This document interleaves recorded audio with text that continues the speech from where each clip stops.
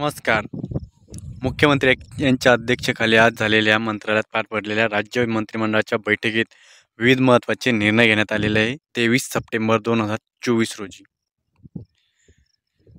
लोहगाव विमानतळाचे नाव सद्गुरू संत तुकाराम महाराज आंतरराष्ट्रीय विमानतळ पुणे असे करण्याचा निर्णय झालेला आहे. बालगृहे निरीक्षणाकरता कर्मचाऱ्यांना आश्वासित प्रगती योजना, शिक्षकांसाठी वरिष्ठ निवड श्रेणी करण्यात येणार आहे. धान उत्पादकांना दिलासा, आता प्रति क्विंटल 40 रुपये अतिरिक्त भरडाई दर देण्यात येणार आहे. कुंभीच्या 3 पोटजातीचा इतर मागासवर्गीय यादीमध्ये समावेश करण्यात आलेला आहे.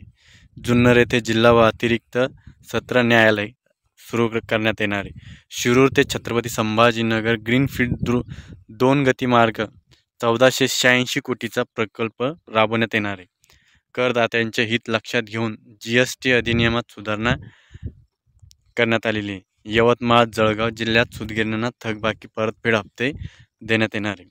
क्रिकेटपटू अजिंक्य रहाणे यांना सुसज्ज क्रीडा सुविधा उभारण्यासाठी वांद्रेला भूखंड देण्यात येणार आहे.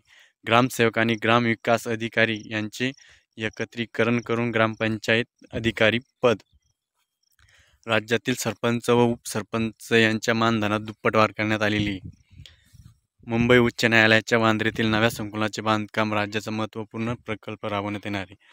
हरित हायड्रोजन धोरणांतर्गत अँकर युनिट पारदर्शकपणे निवड करणार आहे. ST मंडळाच्या जमिनी BOT तत्वावर विकसित करणार आहेत. 8 वर्षात भाडेतत्त्वात करार करण्यात आलेला आहे. ब्राह्मण समाजासाठी परशुराम आर्थिक विकास महामंडळ स्थापन करण्यात येणार आहे. राजपूत समाजासाठी वीर शिरोमणी महाराणा प्रताप आर्थिक विकास महामंडळ सुरू करण्यात येणार आहे. राज्यातील 4था ITI कंपनीचे नामकरण करण्यात आहे. छत्रपती संभाजी नागपूर येथे विद्यापीठांना 7 कोटी रुपये देण्यात येणार आहे. गुणवत्ताधारक खेळाडूंना थेट नियुक्ती देण्याचा निर्णय घेण्यात आलेला आहे. जलसंपदा कर्मचाऱ्यांना वरिष्ठ वेतन श्रीरामपूर तालुक्यातील मौजे हरितगाव येथे संत शिरोमणी मंडळाच्या जमिनीत मूळ मालकांना परत करणार आहेत. दूध अनुदान योजना सुरू राहणार आहे. उत्पादकांना गाईच्या दुधासाठी प्रति लिटर मागे 7 रुपये अनुदान देण्यात येणार आहे. महाराष्ट्र राज्य सांस्कृतिक धोरण जाहीर करण्यात आलेलं आहे. हे होतं मंत्रिमंडळ निर्णय.